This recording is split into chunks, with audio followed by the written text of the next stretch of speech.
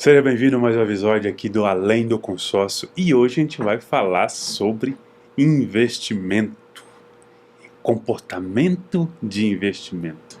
Eu sou Júlio Rocha e eu falo aqui nesse canal sobre investimento e eu abordo muito, que investir é além só de você achar que você precisa ter lucros porque você tem que investir muito dinheiro, E hoje a Jéssica está com a gente aqui que investimento é comportamento, Você precisa criar um comportamento.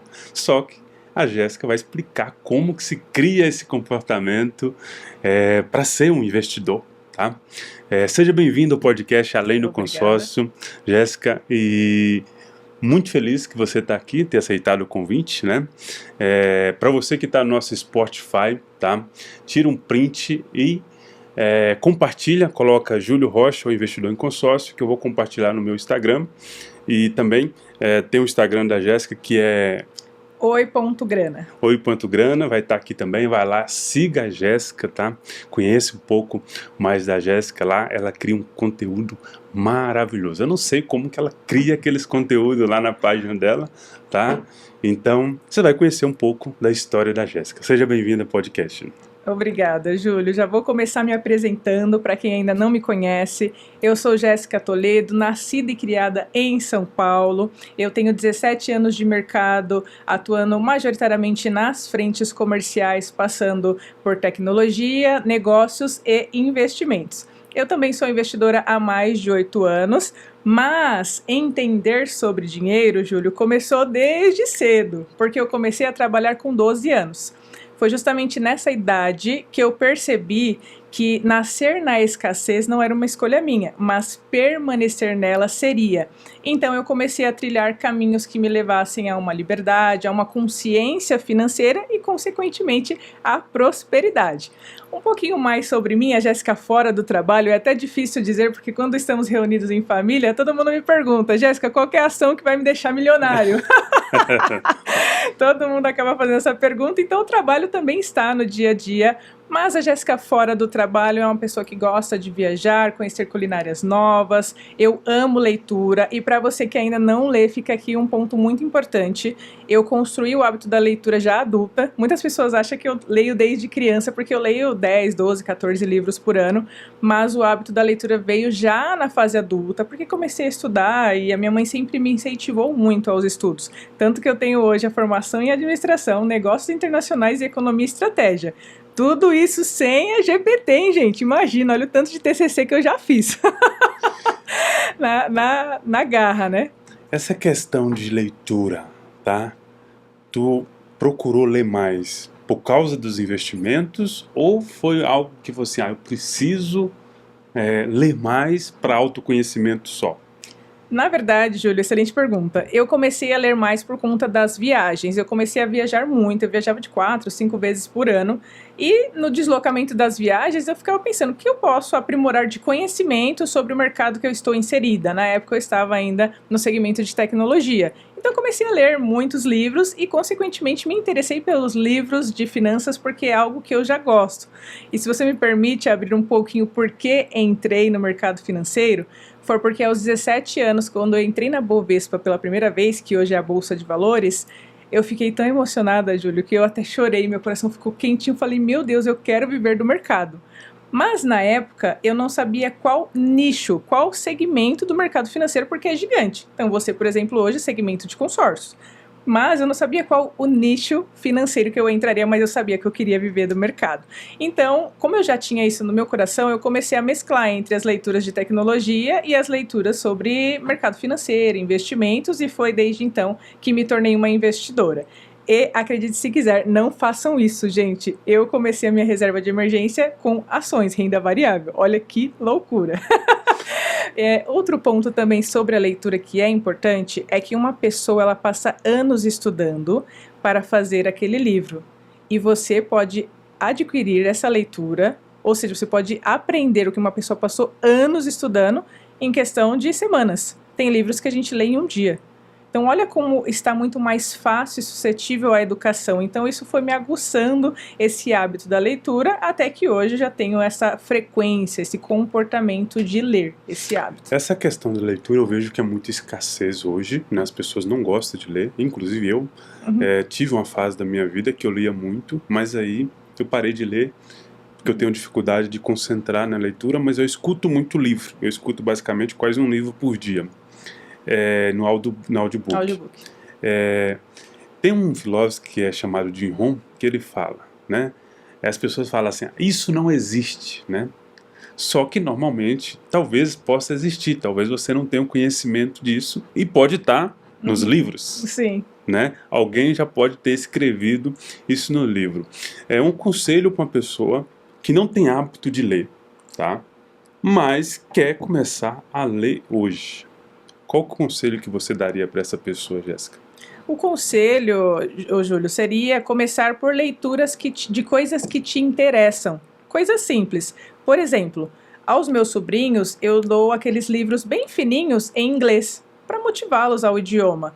E são coisas que eles gostam, Turma da Mônica, Cebolinha, então consequentemente eles criam aquela constância. Eu tenho um dos meus sobrinhos, que eu tenho vários, tá gente, tem uns 12. Um dos meus sobrinhos, ele lê no mesmo dia. Se eu entregar um gibi para ele hoje, ele lê no mesmo dia. Então você precisa criar algo que te interesse. Tem que ser algo que te interesse. Então, por exemplo, se eu chegar aqui e falar assim, ô Júlio, vamos sair para almoçar um churrasquinho? Opa, um churrasco me interessa. Se você pegar uma leitura a qual te desperte o interesse, você cria esse hábito. E não precisa começar com um livro de 100, 200 páginas. Livros curtos. Tem um livro que se chama Roube como um Artista. Esse livro ele é excelente, você consegue ler ele em um dia. Um livro que desperta curiosidade, que desperta questões de marketing para quem está nesse mercado, né, de produção de conteúdo digital. E é um livro curto, em um dia você consegue consumi-lo. E aplicar, que é o mais interessante. Então, se eu pudesse dar uma única dica para construir esse hábito, busque temas a qual você tem interesse. E depois, consequentemente, você vai ler muito mais. Você falou do teu começo na área de investimento e eu fiquei curioso, né? Porque você falou, eu comecei na área de investimento de renda variável. Explica para o público que está aqui nos acompanhando, né? O que é uma renda variável, né? Sim. Não, justo. Eu comecei com renda variável porque... Vamos lá, voltar um pouquinho atrás. Quando eu comecei a investir, Júlio, eu não sabia sobre investimentos. Eu só sabia que existia um lugar que eu poderia deixar o dinheiro lá, que era a poupança. Sabia que não era poupança o melhor dos mundos. Tema polêmico esse, né? Infelizmente ele entra na seara de investimentos, mas ele não traz uma rentabilidade eficiente como vários outros papéis dentro de renda fixa e até mesmo a renda variável. Mas eu comecei ali, R$1 na poupança, era papel de pão mesmo, anotava tudo que sobrava, eu colocava ali nessa poupança. Quando eu comecei a entrar no mercado, conhecer as instituições, ver por qual plataforma eu ia investir, eu comecei a ver sobre a renda variável. E o meu perfil sempre foi agressivo. E isso é muito importante, você precisa conhecer o seu perfil de investidor, porque é ele que vai limitar o tipo de ativo que você faz o investimento. Eu, por exemplo, sempre fui um perfil arrojado agressivo, então para mim a volatilidade, que é justamente sua pergunta, o que é a renda variável, era algo suscetível. Por quê? Se eu investisse numa ação que ela subisse muito, ótimo, maravilha. Se ela despencasse e virasse pó, que é algo que pode acontecer com a renda variável, para mim também estava tranquilo, porque eu tinha essa sensibilidade. E o investimento, ele não está tão relacionado ao dinheiro, e sim ao seu estado emocional. Você pode explorar para a gente, Jéssica, os perfis de investimento? Claro, com certeza. Ótima pergunta, Júlio. Os perfis de investimento, relembrando, sempre vai estar relacionado com o seu perfil emocional frente ao seu recurso.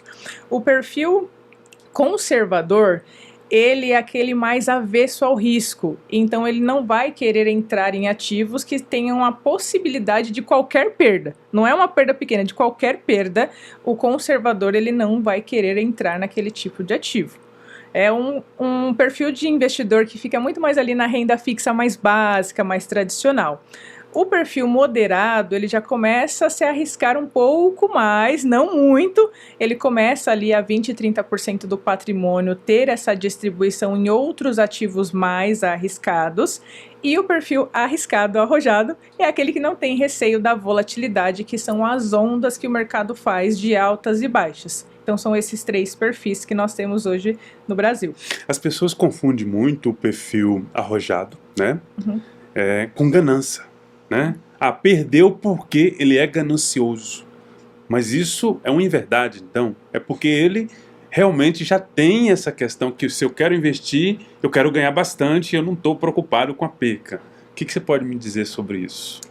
Sobre a ganância, realmente, tem esses pontos, né? A pessoa, ela fica um pouco mais gananciosa e ela deixa de estudar. Porque o que acontece? Hoje, para você investir, só tem 2 escolhas. Ou você estuda os ativos que você tem na sua carteira, que você quer comprar, ou você contrata um especialista de investimentos. Não tem outro caminho. Se você vai estudar e você vai se aprofundar naquele ativo, consequentemente você vai ter uma tendência de ser menos ganancioso, porque você vai entender o risco daquele ativo. A confusão do arrojado com a ganância é justamente essa, quando a pessoa ela não sabe o que é aquele ativo e se arrisca querendo ganhar o lucro máximo. Isso é a ganância, e aí não é uma característica do arrojado, e sim da pessoa, que busca elevar o patrimônio a qualquer custo e acaba, consequentemente, ficando frustrado porque tem as volatilidades, porque o mercado ele é vivo. Tá, eu vejo que todos os bancos digitais hoje, né, e nem os digitais também, você vai lá no aplicativo lá e fala, faz o seu perfil financeiro, né? Você acha que esses dados que você coloca lá, né, é o suficiente para poder definir realmente o perfil financeiro, ou precisa de um profissional que tenha sensibilidade ali de conversar olho a olho, ou com uma mentoria?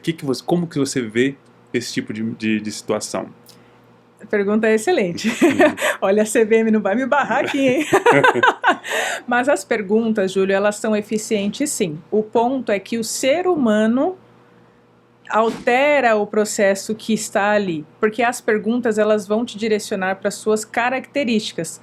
Quando é questionado o tipo de ativo que você tem, que você já conhece, muitas das vezes a pessoa não quer deixar de poder investir em algo e coloca uma coisa que ela não é. E é aí que entra o risco, porque como eu mencionei, a importância do dinheiro ela é emocional. Tem pessoas que se ganhar R$1 hoje fica feliz, mas se perder aquele real fica mais triste com o que perdeu do que o que ganhou. Então é importante colocar exatamente o que você é, porque ao longo do tempo o perfil do investidor ele se altera. Eu era extremo arriscado. Agora eu sou arriscado, mas num nível menor, porque as responsabilidades também aumentam. Então não significa que a primeira vez que você preencher aquele questionário vai definir toda a sua vida como investidor. Você vai mudando no tempo. A cada 2 anos, obrigatoriamente, a CVM exige que você altere. Você faça ali o ajuste, por mais que seja o mesmo. Mas você, como pessoa, você muda a sua prioridade. Então, por exemplo, vamos supor que hoje você é solteiro, amanhã você casa e tem filhos. O seu nível de risco é outro, porque você é o provedor, consequentemente você vai arriscar muito menos para proteger a família. Então perceba que cada etapa da sua vida vai definir o seu nível de risco. Tá.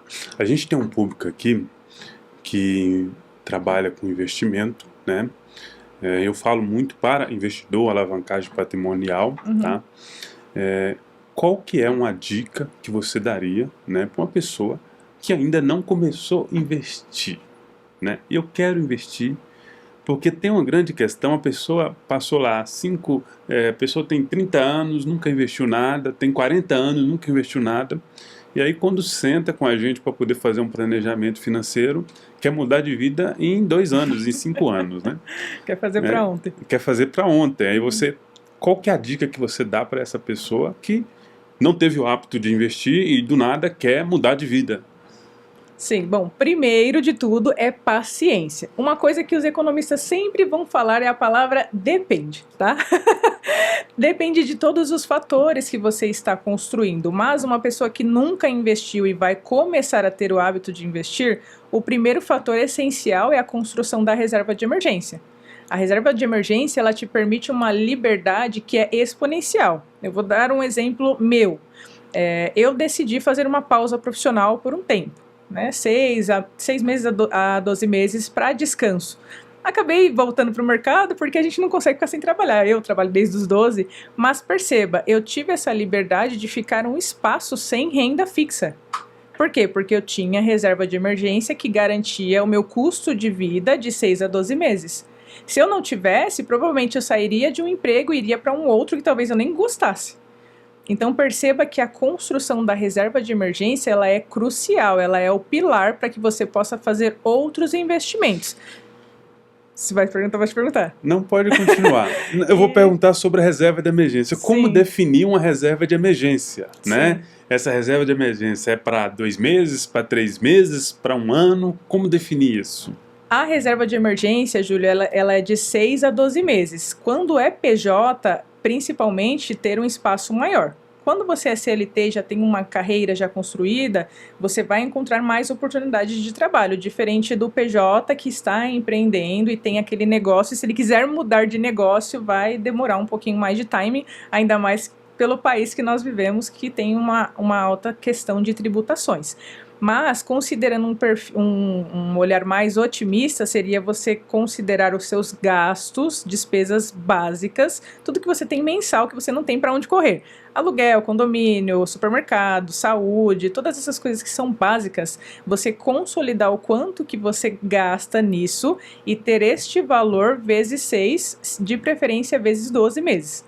Para que realmente a sua... Então a reserva de emergência é como se fosse um dinheiro guardado para aquele público que está lá, né? Sim. A minha avó guardava dinheiro na lata, debaixo do sofá. Tá? Essa era a reserva de emergência da minha avó e deu muito certo, inclusive. Sim. A reserva de emergência, então, não é uma renda sem depender de você. É realmente um dinheiro que está ali que você vai gastar esse dinheiro. Defende isso para o nosso público. Porque eu sou um investidor, Jéssica, totalmente conservador, tá? E eu não trabalho com reserva de emergência, eu trabalho em construção de renda. Para mim, a minha reserva de emergência é, se eu não trabalhar, eu tenho uma grana que vai entrar para mim. Isso é a minha reserva de emergência. Eu não tenho dinheiro de reserva de emergência que eu gasto, entendeu? Porque todo o meu investimento é empresa, é negócio.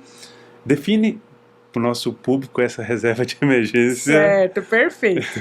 Trazer de uma forma mais transparente. A reserva de emergência, ela é um recurso a qual, quando você tiver uma situação que você não espera, você tenha que utilizá-la. Porque no seu caso, é tudo reserva de oportunidade, Júlio. No caso da reserva de emergência, é algo que você não espera. Porque a reserva de oportunidade, você já está no mercado e você já conhece as oportunidades que vão surgir de negócios. Sim. Então você tem uma reserva voltada para negócios, para oportunidades. Mas se você tiver uma situação a qual você não previu, um exemplo, você é PJ, quebrei a perna, quebrei o braço. Vamos supor que você fosse dentista, quebrou o braço. É sua ferramenta principal de trabalho. O que você faz no período que você está afastado? Esse valor não viria da reserva de oportunidade, viria da reserva de emergência, que vai ficar rentabilizando, ela não fica parada. Ela fica rendendo geralmente em ativos de liquidez diária, que são ativos que você pode resgatar a qualquer momento. Tá, então a sua reserva de emergência te dá um rendimento para suprir as suas necessidades, seria isso? Não, nesse caso não, por quê? Porque ativos de liquidez diária, eles pagam menos rentabilidade porque você pode resgatar a qualquer momento. Na liquidez diária, você pode resgatar aquele recurso a qualquer momento porque você não sabe quando você vai utilizar. Então, essa rentabilidade, ela ainda não vai prover as suas despesas mensais. Ela vai prover emergências que você tiver. O dinheiro ele não fica parado como se fosse, por exemplo, na poupança ou na conta corrente que não tem nenhuma rentabilidade. Ele vai ficar em ativos de liquidez diária, hoje mais utilizado. Posso até mencionar aqui porque... eu vou falar de vários ativos, tá, gente? Mas tem ativos que não precisam de recomendação, que são ativos do Tesouro. Então, se você não tiver nem perfil de investidor, você pode investir no Tesouro. E o mais utilizado é o Tesouro Selic. Ele acompanha a nossa taxa básica de juros, que é a Selic, que hoje está altíssima, por sinal.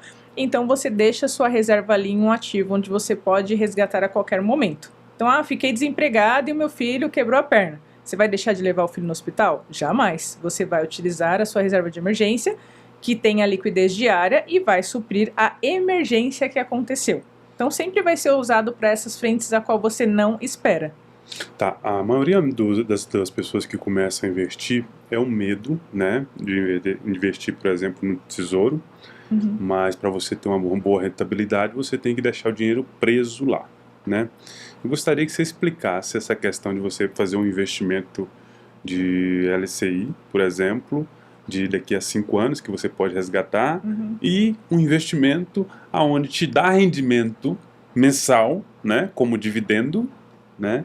E que você pode sacar essa grana a qualquer momento. Gostaria que você explicasse essas duas coisas. Qual que é a vantagem de um, qual que é a vantagem do outro. Para o nosso público ali que está com grana para poder investir. Se tá com grana, pode me chamar. Chama Oi Grana. Oi Grana, Já isso. me segue nos dois canais, no YouTube e no Instagram. Ambos estou com o nome de oi.grana e eu falo sobre mercado, sobre comportamentos e sobre as atitudes da prosperidade. Mas vamos lá, separando em distribuição de ativos. É muito importante que você tenha uma carteira diversificada. A diversificação ela vai trazer todos esses polos para você. A rentabilidade de uma reserva de emergência, que é um dinheiro mais rápido.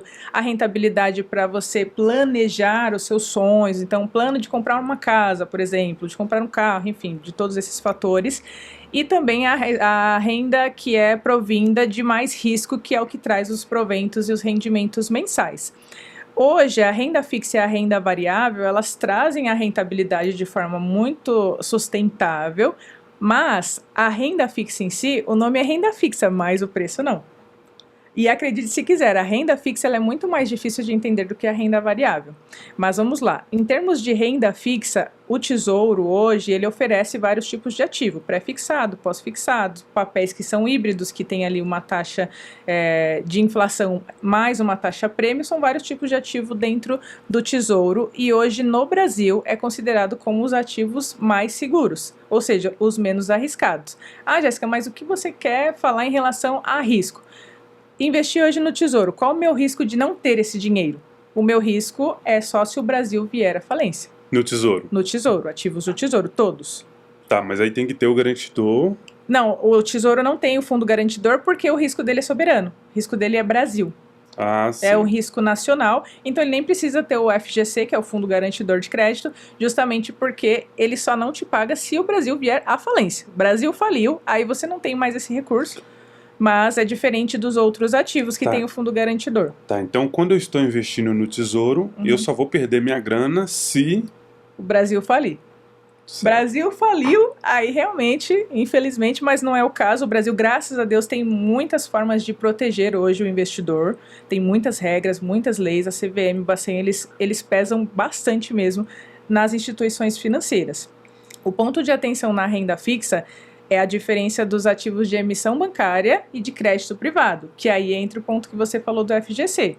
Os ativos de emissão bancária, como LCI, LCA, LCD, eles vão ter o fundo garantidor em até 250 mil por CPF instituição. Agora, os ativos de crédito privado, eles não têm o FGC e também fazem parte da renda fixa. Tá. Qual que é a diferença da questão do Tesouro e dos títulos de bancário? Por exemplo, todos eles eu tenho rendimento mensal que eu possa sacar? Não são todos que você tem rendimento que você possa fazer o uso. Só para formular a pergunta para o nosso espectador que está lá. Sim. Ele está lá com 200 mil reais, porque normalmente quando chega no meu escritório lá, eu estou com 200 mil reais, eu queria fazer um consórcio no meu caso e dar de lance. Sim. Eu falo, qual que é a sua urgência? Não tem urgência não. Aí eu falo, pega essa grana, investe, né? E o rendimento tu paga a parcela e depois você está com a sua reserva, né? Explica qual que é o produto que dá para fazer esse tipo de jogada. Ai, tem tantos, Júlio, meu Deus, são tantos, mas eu vou trazer aqui os mais tradicionais, tá? No Tesouro Direto tem os ativos de IPCA+. São ativos planejados para longo prazo, médio e longo prazo. O ideal ali para você manter o recurso por 3, 4 anos, foi até uma pergunta que você fez anteriormente do dinheiro que fica ali retido, tá? Não significa que você nunca vai poder resgatar o ativo, significa que se você resgatar antes, talvez você perca a rentabilidade e um pouco do capital que você investiu. Mas eu digo talvez, por quê? Porque o mercado ele é vivo e a nossa inflação ela é muito alta. Só que o Brasil, em contrapartida, por questões políticas, geopolíticas, talvez não entre nesse tema porque senão vamos nos alongar muito, mas a volatilidade do Brasil ela é alta. Então os papéis do Tesouro ele tem esse impacto do quanto o Brasil é visto no mundo. Frente a isso, os ativos do Tesouro eles vão ter esse tipo de volatilidade dentro do papel. Esse ativo, que é o IPCA+, ele tem de duas formas. Ele tem um formato que te paga o principal no vencimento ou no resgate, e aí a liquidez do período, e tem o que te paga juros semestrais. esse IPCA+, que te paga juros semestrais, você pode resgatar os juros e reinvestir ou usar em outras coisas. Esse é um formato ao qual você tem a renda mensal. Mensal não, perdão, semestral, que é no caso do Tesouro. 6 meses. A cada 6 meses, e é um ativo que tem imposto de renda. Então vai ficar o retido na fonte somente sobre o que rendeu. A cada 6 meses eu recebo ali um recurso. Recebe o recurso. Pinga ali bonitinho na conta, limpo, já descontado a fração do nosso sócio obrigatório chamado governo, né? Já descontou o IR e já fica limpo ali na conta. Tá, mensal não tem. Mensal no Tesouro não tem. Mensal no Tesouro não tem. O que tem são alguns ativos de emissão bancária e alguns de crédito privado dentro da renda fixa que pagam esses periódicos mensal, trimestral ou semestral. São ativos mais escassos, né, principalmente porque o Brasil é país dos juros. Então imagine, hoje nós estamos a uma taxa Selic de 15%. Imagina um papel te pagando esse papel ali a 15% ao ano todos os meses. Para o investidor seria maravilhoso, eu seria a primeira lá, e olha que eu amo renda variável, mas seria a primeira lá a levantar a mão, mas acaba não acontecendo porque a incidência dos juros é muito alta e acaba não compensando para quem emitiu a dívida. E até para ficar claro para todos, as emissões bancárias e o Tesouro nada mais é do que dívidas emitidas. O Tesouro é dívida emitida pelo governo e as emissões bancárias, dívidas emitidas pelas instituições financeiras.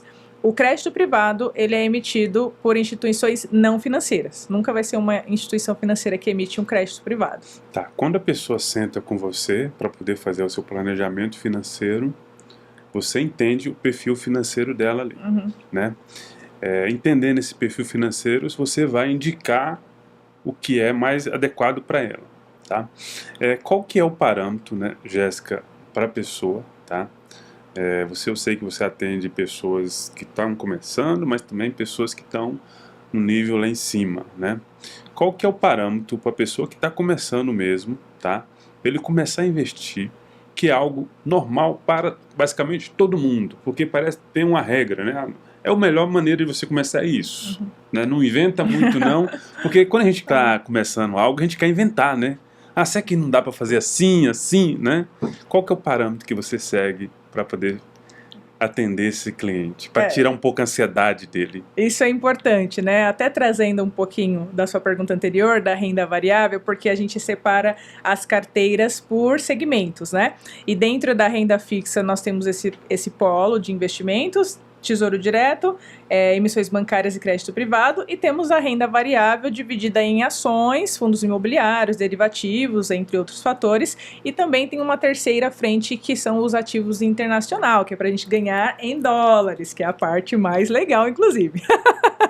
Então, separando essas searas, a renda variável hoje, ali sim tem ativos que vão te pagar recorrentes mensais. O fundo imobiliário, por exemplo, vai te pagar mensalmente isento de imposto de renda por enquanto, até enquanto gravamos esse vídeo, porque muda tão rápido as coisas, né? E já tem alguns projetos de lei para alterar ali os isentos, mas até o momento, fundos imobiliários, você recebe mensalmente todos os proventos e dividendos daqueles papéis. Tá, se eu tenho lá 100 mil reais investido no fundo imobiliário, todo mês vai pingar uma grana para mim. Todo mês vai entrar bonitinho na sua corretora, não vai ter aqueles problemas ali em relação a não pagou igual aluguel, não vai ter esse tipo de incidência. O ponto de atenção que poucas pessoas falam é que um fundo imobiliário ele pode demorar até 6 meses para te pagar mensalmente. Ele tem esse espaço que é um espaço de fôlego para ele reaver os ativos que tem dentro do papel. Para ele começar a pagar mensalmente. Não só começar, ele pode estar te pagando, chega um momento que ele tem um gargalo dentro dos fundos imobiliários e precisa fazer um reajuste de carteira.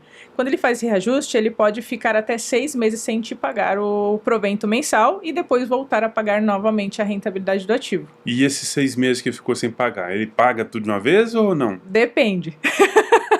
Aí depende porque tem que analisar o porquê ele parou de pagar. Justamente a falta de fôlego. E se ele não tinha esse fôlego, muito provavelmente talvez ele não te pague o acumulado. Ele vai te pagar a rentabilidade que teve do papel do período de espaço. Tá, e esse produto, mas é bem difícil de acontecer. Ele tem um garantidor também do FGC? Nenhuma renda variável tem fundo garantidor, tá, gente? Nenhuma renda variável tem o FGC. Nenhum crédito privado tem um FGC. Só quem tem FGC são emissões bancárias e elas ainda são direcionadas. Por exemplo, o segmento Sicoob, que é do agro, ele tem um FGC específico desse segmento, mas tem. Então, todas as emissões bancárias têm FGC, Tesouro não tem FGC, renda variável não tem FGC e crédito privado não tem FGC. Tá, então o risco ali, ele está com o investidor. Está com o investidor, o crédito privado vai ter os riscos da emissão, são vários tipos, tá? Mas não tem esse garantidor de recurso. Muitas das vezes a fonte de garantia do crédito privado é, por exemplo, os imóveis que tem, as fazendas que tem dentro do grupo e itens, não são dinheiros, como é o FGC. Então tem essa diferença. E aí você pode ter o rendimento mensal, semestral, mensal, trimestral e semestral. Você vai ter periódicos ali quando é renda variável, fundos imobiliários e ações.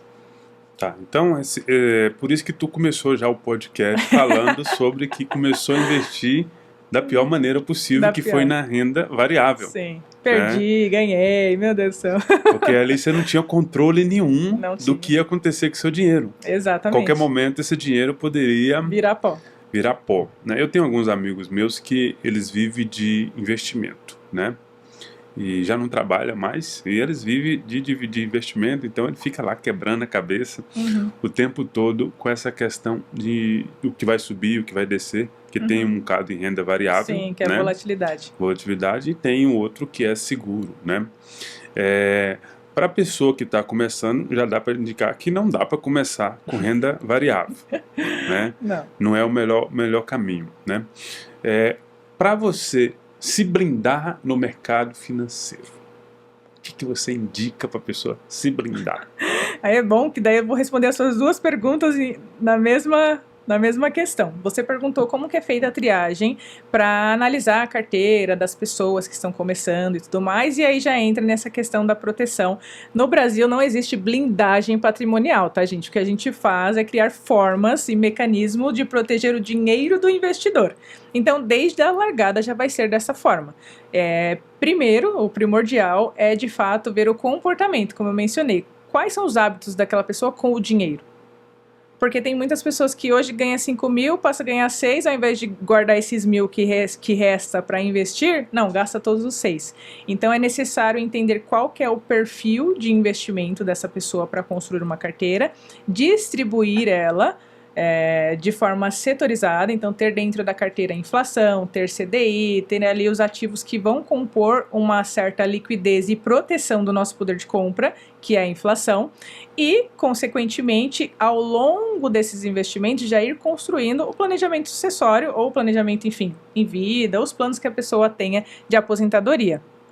O que é primordial hoje numa carteira para ter essa blindagem, né, sucessória? Primeiro é a reserva de emergência. Primeiro ponto, como a gente já destacou bastante aqui, a reserva de emergência ela é crucial dentro de uma carteira. Depois que você construiu a reserva de emergência, o fator importantíssimo é o seguro, que infelizmente foi muito mal comercializado no Brasil. Tanto seguro quanto consórcio, você vai concordar comigo, infelizmente foi mal vendido. Se tivesse sido vendido da forma certa, as pessoas elas estavam com gana atrás dessas ferramentas que é o consórcio seguros. Então o seguro ele é muito importante, porque ele não é somente quando você vier a faltar. Ah, não, depois que eu vier a faltar, as pessoas se viram. Não, você pode utilizar em vida também, o que é muito importante. Seguindo o exemplo do dentista novamente, se o dentista quebra o braço, ele pode usar ou a reserva de emergência ou o seguro, porque tem um seguro que cobre especificamente a questão de fraturas. Então, quando você tem reserva de emergência e os seguros, você não vai usar o seu dinheiro da reserva de emergência que está investido, você vai usar o seguro para aquilo que cobrir, né, do que tiver de cobertura. Esse é o segundo. Posso te perguntar polêmico sobre isso? Vamos lá, não sei se eu vou responder, brincadeira. Eu tenho uma teoria que é muito melhor você pagar o seguro do que pagar o INSS. Olha, se for... Seria o meu terceiro ponto, tá, Júlio? Se for interessante a pessoa trabalhar em uma empresa que tenha a questão previdenciária, tem muitas empresas hoje que faz 1 para 1. Eu coloco R$1, a empresa coloca R$1 e fica num fundo previdenciário rentabilizando, e quando você sai da empresa, você pode levar aquela previdência, aquele fundo. Seria o melhor cenário você investir em um plano previdenciário. mesmo tendo o INSS, para quem já está ali na faixa de 25 anos mais, dificilmente vai conseguir se aposentar pelo INSS e, se conseguir, vai ser com um valor irrisório. Porque hoje nós estamos trabalhando para pagar a aposentadoria. Então perceba que são 3 fatores cruciais para uma carteira: reserva de emergência, seguro de vida, que seja resgatável de preferência, porque também tem o seguro de aluguel, e ter a questão do planejamento previdenciário. Ah, Jéssica, eu sou PJ, não tenho empresa. Abre um fundo de previdência em uma instituição. Hoje os fundos eles conseguem bater assim de frente com investimentos tradicionais dentro de um fundo, e você vai planejando aquele valor para longuíssimo prazo. Não adianta querer resgatar plano previdenciário antes de 8 anos, porque você vai ter um prejuízo muito grande com o imposto de renda e vai prejudicar também o capital. Então esses 3 fatores são cruciais ali para uma sucessão, e depois se arriscar mais, né? Depois ser mais ativos ali arriscados, quiser colocar uma cerejinha no bolo ali com outros ativos, é importante. E claro, dentro da diversificação, eu não estou falando muito, mas dentro da diversificação tem um fator crucial, que é a alocação internacional. Então, patrimônio doméstico, patrimônio Brasil, 70% ali do seu patrimônio e 30% mais ou menos já dolarizado. Tá, vamos lá. Nós falamos de muita coisa de investimento. Imagina o público lá, porque o público pensava, vou investir na bolsa. Né? Vou só pontuar. Tu falou de renda fixa, falou de renda variável, tu falou de seguro que entra como investimento, falou da previdência que entra como investimento também. A previdência entra, o seguro ele entra como sucessão. Sucessão? Isso. O que seria uma sucessão? A sucessão Explica pra gente. A sucessão e o consórcio são planejamentos. Eles só se tornam investimentos a partir do momento que você tem um recurso e transforma aquilo em um bem. Então, por exemplo, hoje eu tenho um seguro, que eu já planejei ele para resgatar quando eu fizer 40 anos, que é a idade que eu quero me aposentar por minha conta. Então, com 40 anos eu vou resgatar todo esse valor, que já vai estar corrigido a inflação, mais uma taxa atuarial, linguagem técnica, nem vou entrar em tantos detalhes, mas se quiser mais informações é só mandar lá no Oi Grana que eu explico no detalhe. Mas eu já vou ter esse valor corrigido e vou resgatar e poder fazer o que eu quiser com esse valor do seguro. Comprar um carro, comprar uma casa, reinvestir em outros ativos. Tu paga um seguro que você vai poder resgatar. Então, existe seguro que você consegue resgatar. Existe o seguro resgatável. Como uma previdência privada. Como uma previdência. E são duas frentes que cresceu muito no Brasil, porque o Brasil, apesar das pessoas achar que tem muita pobreza, o Brasil tem muitos milionários. E muitos milionários que eu atendi dentro da corretora que eu atuei, já tinha esse planejamento, porque tanto o seguro quanto a previdência tem os abatimentos em relação à questão do imposto de renda. O seguro, você utiliza aquele valor para que a sua sucessão possa pagar o seu patrimônio, para passar para o nome, porque tudo no Brasil se paga. Quando você vem a faltar para você passar a herança, você paga vários tipos de impostos ali, e o seguro ele consegue cobrir esses impostos. E a previdência você consegue abater até 15% do imposto de renda anualmente, se você realmente fizer a alocação de acordo com o seu patrimônio. Então são frentes que já são utilizadas pelos milionários e que não necessariamente são para milionários. Qualquer investidor pode fazer isso. Tá, por exemplo, se eu faço uma previdência e o período dela é de 8 anos e eu pago 1 ano e resgato. Aí... Tem noção de perca, quanto que eu perco nessa operação? É que a previdência ela tem 2 formas, né, progressiva e regressiva, ela tem os formatos de previdência, e cada uma delas tem uma forma de tributação. Uma delas, a maior taxa, a maior alíquota é 35%. Já vou trabalhar com o máximo para vocês não quererem resgatar ali os valores de previdência. Você resgatou, ele vai ter o consumo do imposto de renda ali na sua rentabilidade, e dependendo do formato que você escolheu, vai tirar também do capital investido. Os 35% ali. Que é a cada 2 anos, né? Vai diminuindo, 35%, vai reduzindo. E quando você faz esse seguro resgatável, tem também taxa? Ou se acaso você para de pagar, você não tem prejuízo nenhum em relação a isso? Como que é esse processo? O seguro segue a mesma linha da previdência. Você vai ter prejuízo no seu capital, porque o seguro ele é muito peculiar, ele é feito sob medida. Cada pessoa...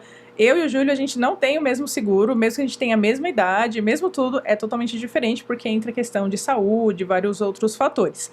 Todo o valor que você investiu no seguro, ele vai ter um timing, um tempo a qual você pode resgatar sem prejuízo. Então, por exemplo, o meu seguro, eu só resgato sem prejuízo se eu aguardar até o 8º ano. No 8º ano eu já não tenho prejuízo, mas também não ganho nada. Como o meu seguro é para 10 anos, eu aguardo os 10 anos, pego todo o lucro... E mais o rendimento. Mais o rendimento. E a partir do 10º ano eu já não contribuo mais nada, só fica rendendo lá. Eu não preciso mais pagar o recorrente mensal no seguro. Tá, você faz uma programação de 10 anos, 10 anos. mas durante esses 10 anos que você está pagando, você está tendo juros sobre juros do valor que tu está pagando? Ou Eu não? tenho a inflação, ele corrige a inflação mais a taxa atuarial, que geralmente é 3%. Então a inflação, hoje no Brasil, bate ali 4%, 5%, que já é altíssima, e vai corrigindo ali frente à própria inflação, que é o nosso poder de compra. Não vou falar sobre isso porque é polêmico e eu tenho uma visão totalmente distorcida sobre isso, né? Sobre inflação. Seria um bom debate. Mas é um debate interessante, porque eu vou deixar uma cerejinha aqui, não sei se é o seu ponto de vista, mas a inflação hoje, no Brasil, ela é mensurada por uma cesta básica de itens. Arroz, feijão, alimentos, né? Tem ali alguns fatores que tangem a nossa inflação. Só que, vamos considerar aqui um exemplo. Você, Júlio, tem um filho que mora nos Estados Unidos e um filho no Brasil. A sua inflação, concorda que é diferente da minha, que tenho só um filho no Brasil, por exemplo? Nós não temos nenhum filho, tá? Mas é só para dar o exemplo. A sua inflação é totalmente diferente da minha. Porque enquanto no Brasil eu tenho um formato de consumo que vai mensurar a minha inflação, diferente da sua, que está mensurada pelos Estados Unidos, que você paga a escola lá, alimentação lá, tudo lá, e que você paga aqui no Brasil. Então é muito importante, é até um ponto de esclarecimento, que muitas pessoas olham as carteiras e falam assim, não, Jéssica, eu quero que bate a CDI. Não seria o formato interessante. O formato ideal é superar a inflação, que é o nosso poder de compra. A minha polêmica é exatamente isso, porque a inflação é baseada no consumo, né? Mas o consumo, para mim, ele é baseado em quê? Em a luz que tu tá pagando, em a água que tu tá pagando, em o condomínio que tu tá pagando, no carro que tu tá andando, na gasolina que tu tá andando. E aí, se a gente entra nesse detalhe, a gente vai entender que a gente tem uma inflação, poder de compra mais de 20%. Mas então a gente concorda, perceba que a gente tem uma base de inflação, que é uma base para mensurar o país. Porque a gente precisa ter um parâmetro. Hoje é separado, por exemplo, o IGPM é a base só do mercado de atacado. Sim. E o IPCA é o mercado consumidor varejo. Mas é necessário ter uma base para nortear todos os outros pontos. Por isso que existe a taxa básica Selic, que é a maior de todas, para nortear todas as outras.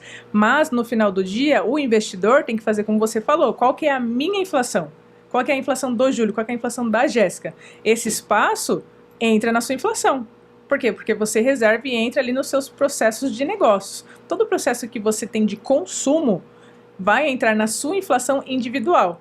É diferente. Então, quando a gente olha uma carteira, eu, por exemplo, na minha carteira, nos últimos 12 meses, eu tive quase 19% de rentabilidade. De rentabilidade. Inflação mais 14%. Por quê? Porque eu sei a minha inflação. A minha inflação não pode ser só a inflação mensurada pela cesta básica. A minha inflação entra outras coisas. Tá, então você trabalha a inflação do cliente que você atende perante os dados que ele passa para você em cima da inflação dele. Em cima das duas inflações. Das duas inflações. Isso. Mas aí você trabalha para mostrar para ele que a inflação dele não é essa inflação que a gente vê em notas. Exato. Aí, porque esse é um grande erro dos investidores, entendeu? Quando eu vejo isso, a minha... Meu, sabe? E a água que você está consumindo, que também é custeada, então... Porque, por exemplo, você é de São Paulo? Eu sou de São Paulo. Você é de São Paulo. A inflação do paulista é totalmente diferente da inflação. Eu morei em Fortaleza. De uma pessoa que mora em Fortaleza, no Ceará. Né? De uma pessoa que mora em Belo Horizonte. Né? Então, são mercados diferentes, são custos diferentes. Né? E aí tu pega aí, não, a inflação do país deu isso. Né? Sim, que é uma base, é um parâmetro, porque tudo vai precisar de parâmetro e dificilmente você vai conseguir equalizar. Vamos pegar aquele grupo ali do mercado financeiro, quanto é a inflação deles? Eles não vão fazer isso, eles precisam equalizar com um índice que seja nacional. E o que é nacional? O que é para todos? Consumo, é alimento, é supermercado. A nossa avó vai no mercado e fala assim, nossa, minha compra deu R$500. Se no mês que vem der 700, ela fala assim, meu Deus, tá muito caro. Porque a inflação dela é consumo de alimentos. Esse foi só um exemplo, mas perceba que a gente precisa encaixar isso para a nossa realidade. E isso eu ouvi, não é da minha cabeça não, tá, gente? Porque eu trabalhei na XP Investimentos, uma das maiores corretoras do Brasil, e foi o próprio Arthur Wichmann que mencionou sobre a questão da diferença da inflação. Então perceba que isso é muito importante e é necessário ter clareza disso. Então toda vez que você olhar para o seu assessor de investimentos, para o seu consultor e falar assim, eu quero que bate o CDI, não peça isso. Peça a inflação, porque a inflação é a inflação nível nacional e o próprio investidor vai conseguir enxergar o quanto de adicional ele precisa da própria inflação na carteira. Isso é um trabalho nosso, como investidor, e aqui falando como investidora, de ter essa equidade frente à rentabilidade de uma carteira. Até porque o CDI não vai ficar alto para sempre. Tá, então não se compara o teu investimento com o investimento do vizinho, porque o vizinho fala, eu tive anual um rendimento de 15%. Aí você fala, nossa, eu tive 12%. Ele teve mais rendimento que eu. Não depende. Depende como é a sua inflação. Depende de como é feito. Porque a rentabilidade da carteira, ela é número. Contra número, né, não tem argumentos. Se você colocou 1.000 e rendeu 15%, é um número. Rendeu 15%. Mas o quanto esse 15% está adequado à sua realidade. Esse é o fator crucial. Porque às vezes 15% para o Júlio tá ótimo. Eu que sou, você falar, eu sou conservador, como você mencionou, 15% tá excelente, porque se você deixar só na Selic hoje já rendeu 15%. Ativo mais conservador hoje no mercado. Agora para a Jéssica, que é agressivo, que tem outros componentes, que tem ali adicionais, que tem dependentes, os 15% já não é válido. Então perceba que nós precisamos enxergar também esses pontos, né, para poder apoiar quem está na ponta. Posso te fazer uma pergunta? Claro. Polêmica? Vamos lá. Quanto que uma pessoa hoje com 20 anos precisa investir para se aposentar com 40 anos? Depende. Baseado numa renda de 5 mil reais. Eu não tenho uma resposta para isso, porque depende. Uma pessoa de 20 anos já pode ser uma pessoa que tem filhos, ou não.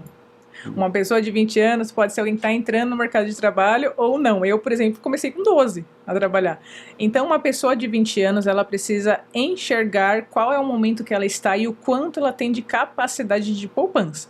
Se eu pudesse deixar aqui, Júlio, uma única regra básica para que você tenha prosperidade nos seus recursos, é você saber exatamente o que entra e exatamente o que sai.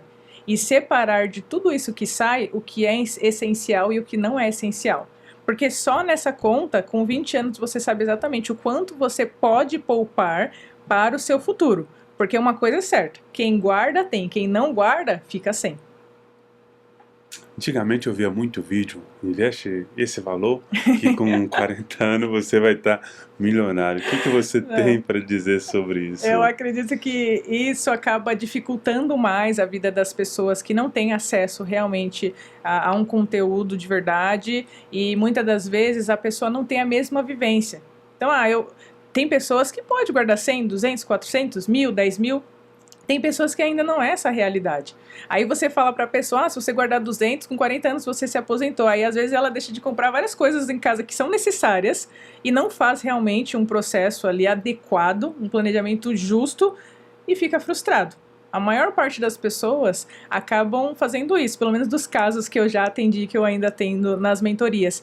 É que a pessoa ela antecipa um sonho, só que o que ela colhe é um pesadelo e acaba se frustrando. Tá. Eu vi a sua página lá, Oi Grana, e seu conteúdo é incrível, né? Como que surgiu essa ideia de você criar um conteúdo, tanto na página, no Instagram, no YouTube, Oi Grana? Porque esse nome é lindo, né? Tipo, chamativo, né? Isso, dá vontade de... Oi Grana. Como que surgiu essa ideia? Excelente pergunta, Júlio. Essa ideia, ela surgiu de um dos meus inegociáveis. Na vida, todos nós temos que ter inegociáveis. Eu tenho os meus. Então, os meus inegociáveis, graças a Deus, depois de muito trabalho hoje, é tempo de qualidade.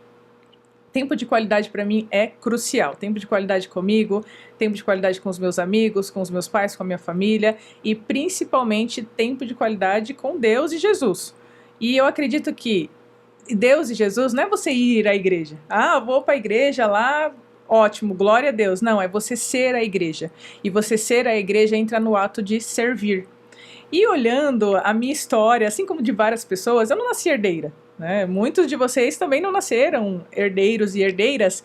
E eu comecei a perceber que tinha muitas pessoas que trabalhavam, buscavam e não conseguiam alcançar o seu lugar ao sol.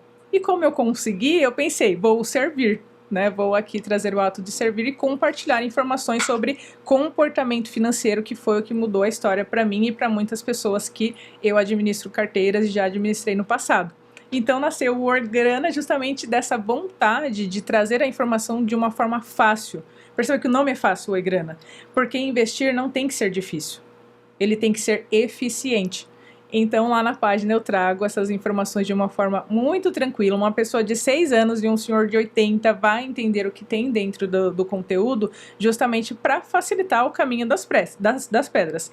E eu digo facilitar por quê?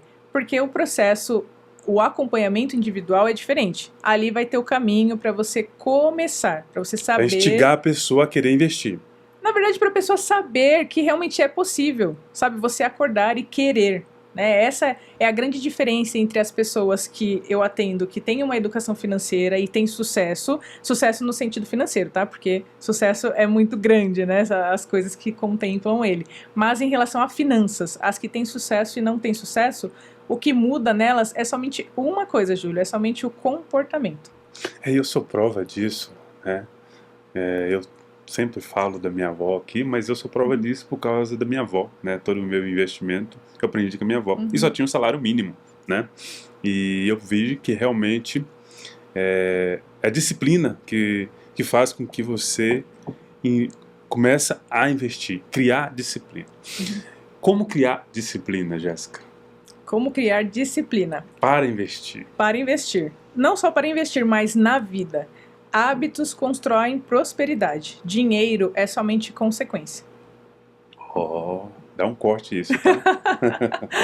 Mas é a realidade. Tudo que acontece na sua vida são das suas escolhas. Perceba, Júlio, quando você acorda, alguém tem que te falar que você tem que escovar os dentes? Alguém tem que te falar que você tem que tomar banho? Alguém tem que te falar que você tem que fazer exercícios? Mas muitas pessoas falham no óbvio. Quando a gente falha muito no óbvio, essa falha se torna um hábito, porque 70% das coisas que a gente faz no dia são hábitos. 70%. Gente, vou falar pela terceira vez, 70% das coisas que a gente faz no dia são hábitos. Se você tem hábitos que são efetivos, como tomar banho, escovar os dentes, ler, fazer exercícios, por que não tem um hábito comportamental com o seu dinheiro, que é tão suado? É uma coisa que não cai do céu. Você trabalha de 8 a 12, 14 horas, empreendedor, então nem vou falar as horas aqui, porque senão... porque são muitas horas que você dedica para ter o recurso. E o maior problema que eu encontro hoje, Júlio, não é gerar dinheiro, não é a entrada do dinheiro, são as saídas. Porque quando você compra algo grande, você se planeja. Pô, algo grande vai sair um capital aqui maior. Mas o problema está nos pequenos. Naquele, só mais uma vez. Só hoje. Hoje eu mereço. Essas pequenas coisas vão tirando ali o potencial que você teria de poupar. Como a gente tem uma vida escassa, né? Eu ganho pouco e eu vou comprar porque eu mereço. Como lidar com esse senso de merecimento, de recompensa de imediata, Jéssica? Isso, Júlio, seria planejamento financeiro. Se a pessoa tiver um planejamento parece muito que, claro... assim, só cortando, desculpa cortar você, parece que se o cara ganha muito, aí ele pode guardar porque ele ganha muito. Eu ganho pouco, não tem como eu guardar, né? Parece que... Não, ele guarda porque ele ganha muito, né? E eu não tenho como guardar porque eu ganho pouco, né? Eu mereço sair, eu mereço ir tomar um vinho, eu mereço ir num restaurante, eu mereço isso, porque eu trabalho muito. Como lidar com isso no nosso dia a dia para que esse negócio de investir não ficar como um peso, né, na nossa rotina? Não, excelente ponto, Júlio. Essa sensação de merecer, ela é cotidiana e ela é positiva, porque a gente tem que acreditar mesmo que nós merecemos o melhor. O ponto é que quando você tem um planejamento financeiro, você tem uma conquista de acúmulo, né, de potencial de riqueza, a qual você pode se dar ao luxo de merecer. Então vamos supor aqui que você consegue guardar R$200 todos os meses. Consegui guardar todos os meses. Agora eu vou comprar algo para me premiar. E não precisa ser algo de 200, tem que ser algo menor, para que você não perca essa continuidade, essa constância de investimentos. Então, o problema não é você comprar porque merece, e sim você não ter uma estratégia para se merecer, se presentear quando você conquistar a liberdade financeira e a constância de investimentos. Você vai criando ali, então, no seu rotina de investimento, algumas coisas que você vai se beneficiar depois que você cumprir esse tipo de tarefa. Exato. Fiquei, por exemplo, investindo 6 meses, vou descer ali no Ubatuba ali. Exato. É um exemplo clássico no Brasil, é jogo de futebol. Joga. Você ganhou como líder, você não ganha uma taça? O segundo ganha taça? Não ganha. Mas ele ganha medalha. Então perceba, ele tem os méritos conforme ele alcança as partidas. E na vida de investimentos tem que ser a mesma coisa. A gente tem que merecer real. Né? Dali pela constância, pelo dia a dia, cotidiano. Tá. A pessoa que está nos vendo lá e fala assim, eu queria, né, falar com a Jéssica, né, para poder montar meu perfil financeiro, começar a criar rotina de investimento. Como é que a pessoa encontra você, Jéssica? Estou nas redes sociais, oi.grana, tanto no YouTube quanto no Instagram, e também sou bastante forte no LinkedIn como Jéssica Toledo, também pode me chamar por lá. Tá, você cria conteúdo em todas essas redes. Em todas essas redes. TikTok, dancinha? Ai, eu tentei o TikTok, gente, mas não me adequei ao formato, não ainda, tá? Não vou dizer nunca, né? Porque todo economista fala depende, né? Aqueles vídeos que você coloca no Instagram, não dá para subir no TikTok? Não, aqui para quem produz conteúdo, que eu estudei bastante sobre esse mercado, cada plataforma ela tem um formato de algoritmo. O algoritmo do TikTok ele é extremamente velocidade. Diferente do Instagram, que exige um pouquinho mais de qualidade, apesar de também ser veloz, e diferente do YouTube, que qualidade é o principal de tudo. Sim. Então cada plataforma é diferente. Tem uma maneira de se comportar. Uhum. Tá. O que você espera, né, do Brasil em 2026? A gente está começando um ano, né? Para os investidores, o que você espera do Brasil em 2026? Eu espero, Júlio, um mercado com bastante oportunidade. O Brasil, ele é o país dos juros, então sempre vai ter boas oportunidades, pelo menos em renda fixa. E até mesmo na renda variável, a nossa bolsa, ela teve uma injeção de ânimo de aportes internacionais gigantes. Ou seja, se as pessoas fora do cenário doméstico, né, do cenário Brasil, estão olhando para o Brasil, é porque realmente tem capacidade. Então eu espero um mercado de muitas oportunidades para 2026, mas sem deixar de ter patrimônio também dolarizado. Então sempre acreditando muito no Brasil, mas ter uma parcela de investimento dolarizada para trazer uma certa proteção ali para a carteira em outra moeda. Tá, então você recomenda sempre, você mesmo investir no Brasil, você também ter uma reserva de emergência em dólar? Em dólar. Depois que tiver a reserva de emergência Brasil, aí de fato já nortear ali os recursos para renda dolarizada. E quando eu digo renda dolarizada, não precisa ser só dólar. Você pode investir em outras casas também. É que o dólar hoje tem uma proteção muito maior frente a todas as moedas, porque é a moeda principal. Importação, exportação, negócios internacionais, está tudo no dólar. Então acaba tendo uma efetividade melhor. E dentro das corretoras, hoje você já consegue investir em ativos que não são só dos Estados Unidos. Você consegue investir em ativos que estão no mundo inteiro, nas corretoras que fazem esses investimentos internacionais. Antes de acabar o ano, eu pensei, não vai ter Disney. Parece que vai ter Disney agora, vai né? Vai ter Disney, vai ter muita Disney. O que você acredita que vai acontecer com o dólar? Você acha que vai cair mais, sem indicação, claro, ou você acha que vai subir? Não é recomendação de compra, tá? Mas, independente de subir ou descer, dólar e ouro são ativos que o brasileiro tem como proteção. Isso é muito importante de frisar, porque as pessoas compram querendo ganhar. E dólar e ouro é justamente para proteger o seu patrimônio. Se você tem real, protege em moeda forte. Todos os países têm a reserva nacional em dólar e ouro. Por que os investidores não têm essa pequena parcela de reserva para ter essa proteção?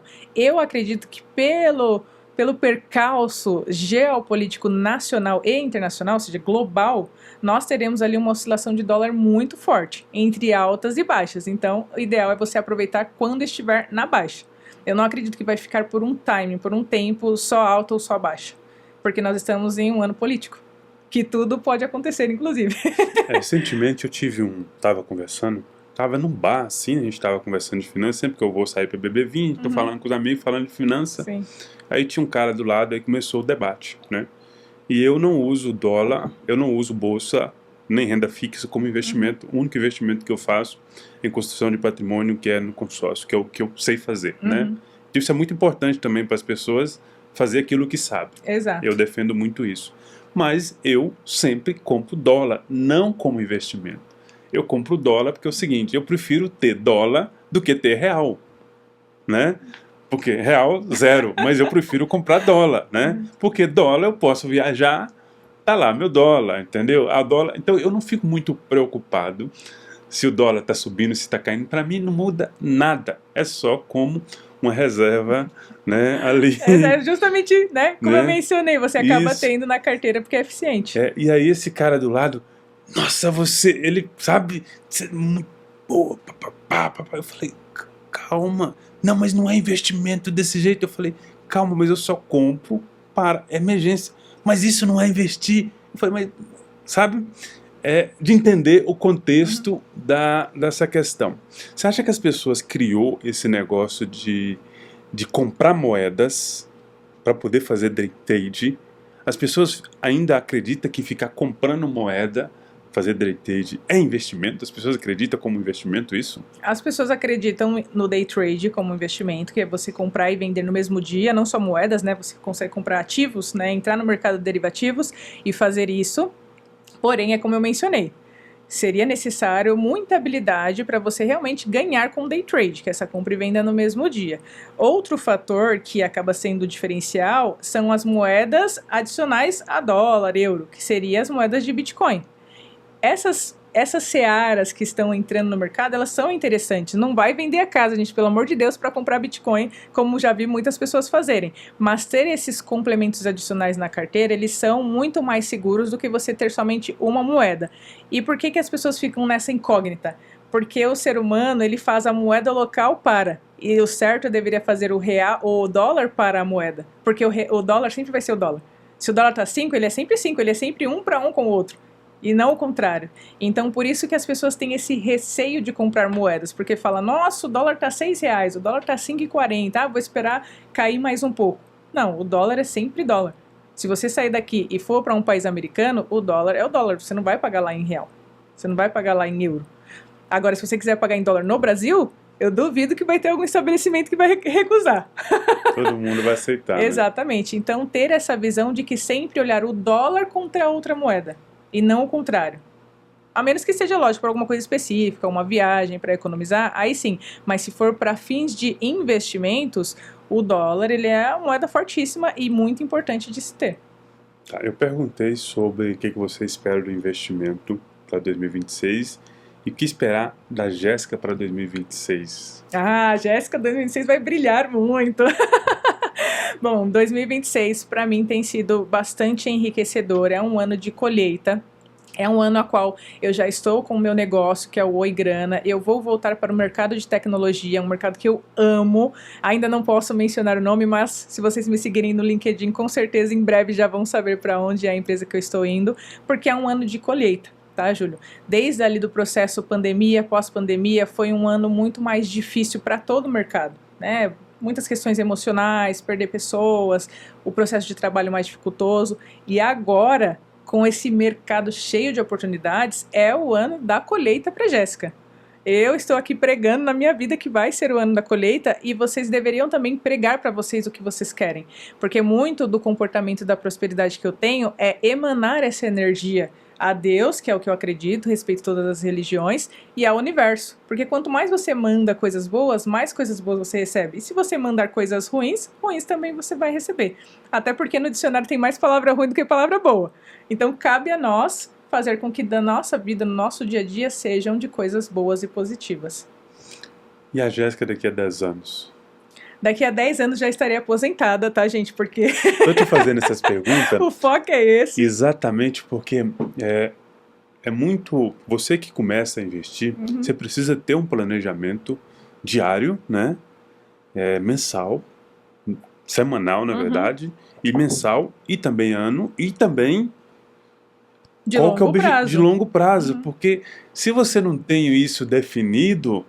você fica frustrado no meio do caminho. Porque imagina, frustrado. Você começa a investir e aí você tá com aquela grana lá, aí do nada você pega essa grana, vai lá e compra um carro zero e paga à vista.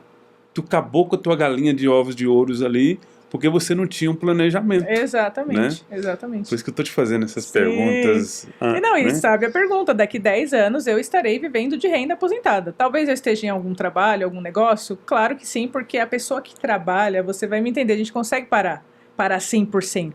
Eu tentei ficar 6 meses e já voltei pro mercado, mas eu estarei em um momento onde trabalhar vai ser somente uma escolha.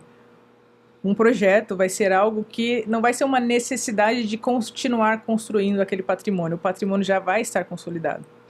Daqui 10 anos já estarei vivendo de renda. Como que foi para você, eu tenho um caso comigo, desligar 6 meses do mercado de trabalho? Conta pra gente essa experiência. Ai, foi uma delícia. Todo mundo deveria poder fazer isso. Foi maravilhoso, porque tiveram 2 momentos da minha vida onde eu precisei buscar a Jéssica. Cadê a Jéssica? Onde está aquela pessoa alegre, cheia de gana? E os 2 momentos que eu fiz isso, um foi viajando sozinha. Eu passei mais de 5 anos viajando sozinha. Foi uma experiência assim... Como nômade? Não como nômade. Eu ia com um formato de viagem mesmo, reservava hotel, fazia ali meu check-in, ia, participava dos movimentos que tinha na cidade, colocava dias para fazer coisa que não estava na lista para sair pro mundo, sabe, assim, para realmente desbravar e me reconhecer novamente. Esse foi uma das etapas da minha vida, foi tão legal que eu passei a levar meus pais nessa vida de mochila, depois ficamos uns 2 anos, aí veio a pandemia, tivemos que fazer uma leve pausa, esse foi o momento, e o segundo momento foi agora, porque eu sempre trabalhei desde os 12 e eu pulava de empresa em empresa.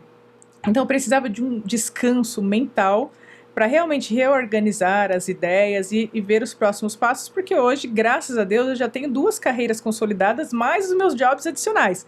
Então chegou no momento que eu olhei e falei, tenho ali reserva de emergência, tenho seguro, tenho tudo que pudesse me sustentar por este prazo, vou descansar. E realmente foi o que eu fiz, Júlio. Descansei, viajei, tive tempo de qualidade com as pessoas que eu amo.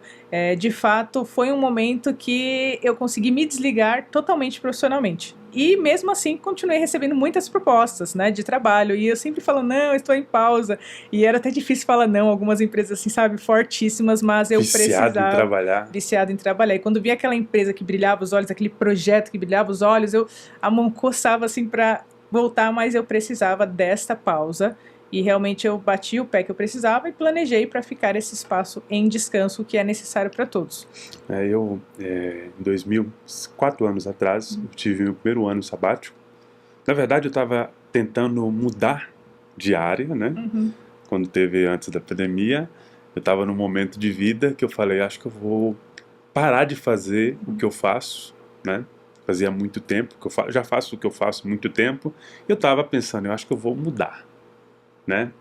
E aí eu tirei um ano sabático, desliguei o telefone, não falava com ninguém, fui viajar, certo? Pus minha mochilinha, fui viajar e tive um ano sabático. Esse ano foi o melhor ano da minha vida, porque você se conecta com você mesmo. E muitas das vezes a gente se perde na nossa rotina de trabalho, porque você está sempre encaixando em várias rotinas das pessoas e você não encaixa na sua própria rotina, né? Então é muito bom.